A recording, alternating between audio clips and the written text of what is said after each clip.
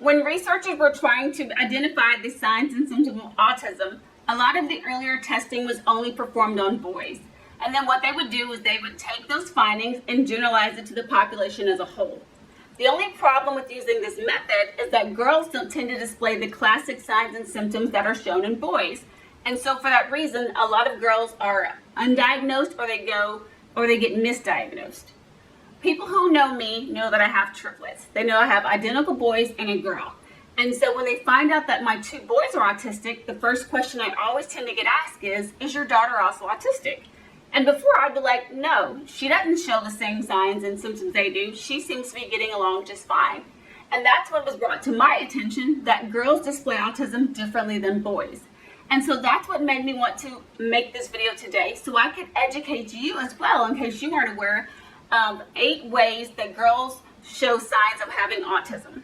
If this is your first time clicking on one of my videos, hi, my name is Melinda. I'm a psychiatric mental health nurse practitioner. I'm also a mother of 2 high-functioning or low-support need autistic boys, and on my channel, we like to discuss all things autism. If this sounds like something of interest to you, then please consider subscribing to my channel, and make sure to share with anybody who you feel like also might benefit from this content. A sign of autism in girls is mirroring or masking, and that's where you copy the mannerisms of somebody else. So a girl might copy the way another girl talks, the way she dresses, the way she behaves in different situations. And this can happen automatically or instinctively because fitting in is very important in female relationships. One way you can identify if your daughter's doing this, or even if you're doing this yourself, is that you find that there are 2 different people in different situations. So for example, when they're around social people in social situations, they act one way, but when they're alone by themselves, they act a completely different way. That could be because in the social situation, they're trying to mask the behavior to appear like everybody else. Another sign of autism in girls is people-pleasing behaviors, and this is where they do things to please others. Since they don't always understand social norms, when they do things for their true selves, their feelings are often invalidated, and they're told that they're being too sensitive or they're overreacting. So by just doing things to please others, it helps them to feel accepted, and they don't have to worry about that rejection or being told that something they're doing is incorrect. Another symptom of autism in girls are their passionate but limited interest. When we think of rigid or fixed interests, a lot of times people think of boys and their obsessions with cars or trucks or trains. And girls don't typically have those interests.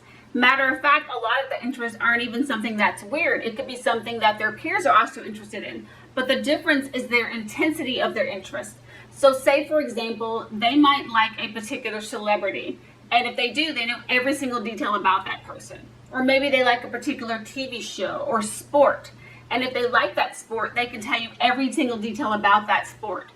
And if you tend to ask them a simple question about their topic of interest, a lot of times they will tend to brain dump and give you way more information than you actually asked. Autistic girls tend to appear shy or quiet in social situations, and they tend to have limited communication. It's not because they don't have something to say, but a lot of times it's because in those social settings, they're not really sure what is appropriate to say or what should be said in certain social settings. So instead, they choose to remain quiet. And by doing so, it keeps them from being judged or saying something incorrectly. Girls with autism tend to rely on other people to speak for them. And this is because since they don't always understand social norms, they're not always sure what they're allowed to say, or they're not always aware of what should or should not be said in a certain situation. This is especially true if they've been ever teased in the past or made fun of for something that they've said. They tend to allow their friends to talk for them, or even maybe somebody like their mother. Another sign of autism in girls is that they have problems with communication as they age. When they're younger, it's a lot easier to mask their communication in social settings. But as they get older and social norms become more complex and relationships become more difficult, it's a lot harder for them to know how to act in a certain situation or know what to say in certain situations. Another sign of autism in girls is that they might struggle to regulate their emotions. Girls don't always tend to have the behavioral issues that are shown in boys, so like with the violent behavior or the huge meltdowns. And a lot of times they tend to present as being easily upset or being angry. They often get mislabeled as overly dramatic or as immature. And so one thing you might notice in them is that they're having tantrums that are inappropriate for their age. Another sign of autism in girls is that they might withdraw socially or be more passive. That is because their more direct communication style is often taken as being blunt or rude. Since they don't want their statements to be taken out of context or misunderstood, which tends to often happen, they figure it's easier to just retreat and say nothing. So the safest option is to say nothing and be more passive than to say something and be misunderstood or something they said taken out of context. One last point that I'd like to make is a lot of times girls with autism tend to be diagnosed young with a mood disorder, something like depression or anxiety.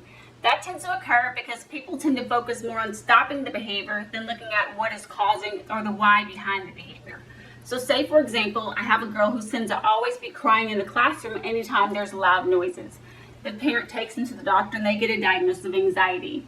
What we have to remember is that girls with autism do not always present the same classic ways that boys do. So we need to always take into account all the various factors instead of just giving them a disorder that is a mental health disorder that is not appropriate.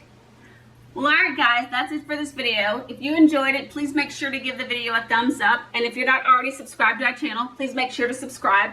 Share it with anybody who you feel like also might benefit from this content. Make sure to come back next week. I put out new videos on Sundays, so I don't want you to miss anything. Alright guys, have a great day. Bye.